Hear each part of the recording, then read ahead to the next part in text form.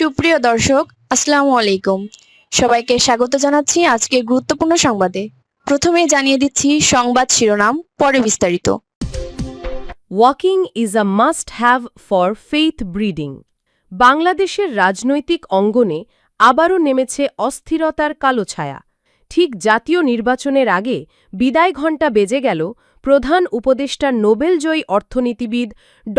মোহাম্মদ ইউনূসের জন্য। এবার কি গণতন্ত্র থেমে যাবে, নাকি নতুন ইতিহাস রচনা করবে বাংলাদেশ?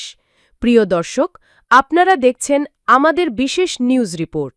চ্যানেলটি যদি এখনও সাবস্ক্রাইব না করে থাকেন, এখনই সাবস্ক্রাইব বাটনে ক্লিক করুন আর বেল আইকন প্রেস করুন, যাতে প্রতিটি ব্রেকিং নিউজ আপনি সবার আগে পান। মূল সংবাদ শুরু। বাংলাদেশের রাজনীতি এখন যেন এক অগ্নিগর্ভ পরিস্থিতি। দীর্ঘদিন ধরে দেশের নেতৃত্ব দিয়ে আসা ড. মোহাম্মদ ইউনূস হঠাৎ করেই নিজেকে রাজনৈতিক ঝড়ের কেন্দ্রবিন্দুতে আবিষ্কার করেছেন।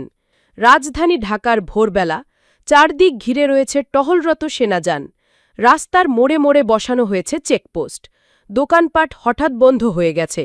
সাধারণ মানুষের মনে একটাই প্রশ্ন, নির্বাচন কি আর হবে? সেনাপ্রধানের ভয়ঙ্কর ঘোষণা। জাতির উদ্দেশ্যে জরুরি ভাষণে সেনাপ্রধান ওয়াকারুজ্জামান বলেন, জাতির অস্তিত্ব আজ হুমকির মুখে। আমরা দেশের সার্বভৌমত্ব রক্ষায় অঙ্গীকারবদ্ধ। সেনাবাহিনী কখনোই দুর্বল গণতন্ত্রকে ধ্বংস করতে চায় না। তবে যারা দেশকে গৃহযুদ্ধে ঠেলে দিতে চেয়েছিল, তাদের জন্য আজ কঠিন বার্তা। এই ঘোষণার সঙ্গে সঙ্গে যেন ভূমিকম্প নেমে এলো দেশের রাজনীতিতে। রাজনৈতিক দলগুলি নিশ্চুপ। সামাজিক যোগাযোগ মাধ্যমে চলছে তুমুল আলোড়ন। মানুষ জানতে চাইছে, প্রধান উপদেষ্টা ড. ইউনূস কোথায়? তিনি কি নিরাপদে আছেন, নাকি গৃহবন্দী? বিশেষ সূত্রে জানা গেছে, তিনি গত কয়েকদিন ধরেই প্রচণ্ড চাপে ছিলেন। বিরোধী রাজনৈতিক শক্তি তাকে পদত্যাগে বাধ্য করতে চাইছিল। অন্যদিকে সেনাপ্রধানও তার প্রতি আস্থা হারাচ্ছিলেন। রাজনৈতিক বিশেষজ্ঞরা বলছেন, এই পদক্ষেপ অনেকদিন ধরেই পরিকল্পিত ছিল।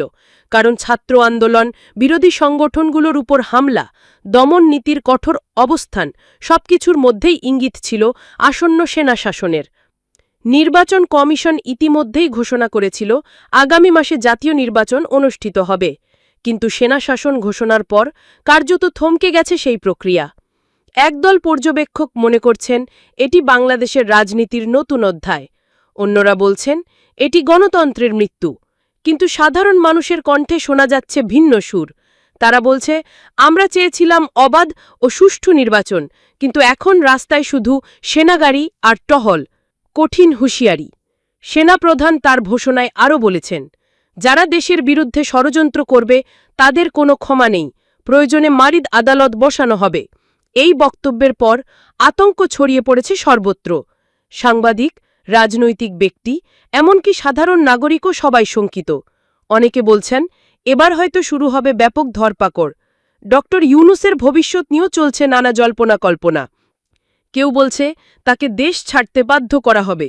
আবার কেউ মনে করছে, তিনি ইতিমধ্যেই গৃহবন্দী। তবে নিশ্চিত কিছুই জানা যাচ্ছে না। আন্তর্জাতিক মহলের উদ্বেগ। আন্তর্জাতিক মহল থেকেও ইতিমধ্যে প্রতিক্রিয়া আসতে শুরু করেছে। মানবাধিকার সংস্থাগুলো বলছে, গণতান্ত্রিক প্রক্রিয়া বন্ধ করা হলে এর খেসারি দিতে হবে পুরো জাতিকে। বিশেষজ্ঞদের মতে, এখনই রাজনৈতিক সংকট সমাধান না করা গেলে বাংলাদেশ নৈরাজ্যের দিকে ধাবিত হতে পারে। জামাতে ইসলামী নেতা ড. আবদুল্লাহ মোহাম্মদ তাহের বলেছেন, নির্বাচনের তারিখ ঘোষণার পেছনে রয়েছে চাপের প্রভাব। তিনি দাবি করেন, একই দিনে জাতীয় ভাষণ আর নির্বাচনের তারিখ ঘোষণা, এটি স্বাভাবিক নয়। চাপে পড়েই এমন সিদ্ধান্ত নেওয়া হয়েছে। তিনি আরও বলেন, যে সরকার চাঁদাবাজ ধরতে পারে না, তারা কিভাবে সুষ্ঠু নির্বাচন আয়োজন করবে? জুলাই সনদ ছাড়া নির্বাচন ঘোষণা মানে একতরফা সিদ্ধান্ত।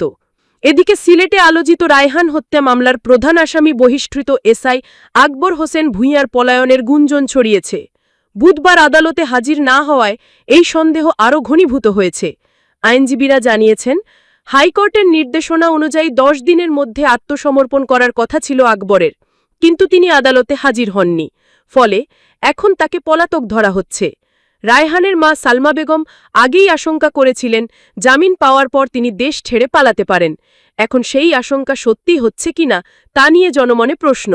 বিএনপির জ্যেষ্ঠ যুগ্ম মহাসচিব রুহুল কবির রিজভী কঠোর মন্তব্য করেছেন। তিনি বলেছেন, জাতীয় পার্টিকে রক্ষা করা বিএনপির দায়িত্ব নয়। শেখ হাসিনার ফ্যাসিবাদ প্রতিষ্ঠায় জাতীয় পার্টি সহযোগিতা করেছে, আমরা কেন তাদের প্রোটেকশন দেব? তিনি আরও প্রশ্ন রাখেন, যখন বিএনপির অসংখ্য নেতাকর্মী গুম হচ্ছিল তখন জাতীয় পার্টি কোথায় ছিল? রিজভী বলেন, বিএনপি কখনোই সহিংসতায় বিশ্বাসী নয়। 2014 এবং 2018 নির্বাচনের উদাহরণ টেনে তিনি অভিযোগ করেন, ক্ষমতাসীনরা বিএনপিকে নির্বাচন থেকে দূরে রাখতে পরিকল্পিতভাবে বাধা সৃষ্টি করেছে। সব মিলিয়ে জাতীয় নির্বাচনের আগে সেনাশাসন ঘোষণায় বাংলাদেশের রাজনৈতিক মানচিত্র এক নতুন মোড় নিয়েছে। একদিকে জনগণের আতঙ্ক, অন্যদিকে আন্তর্জাতিক অঙ্গনের উদ্বেগ, সবকিছু মিলিয়ে দেশ যেন এক অজানা ভবিষ্যতের দিকে এগিয়ে যাচ্ছে। আপনারা কি মনে করেন, এবার কি সত্যি গণতন্ত্র থেমে যাবে, নাকি নতুন ইতিহাস রচনা করবে বাংলাদেশ? আপনার মতামত আমাদের কমেন্টে লিখে জানান। আর যদি ভিডিওটি তথ্যবহুল মনে হয় তাহলে লাইক, শেয়ার এবং অবশ্যই সাবস্ক্রাইব করতে ভুলবেন না, কারণ আপনাদের সহযোগিতাই আমাদের অনুপ্রেরণা।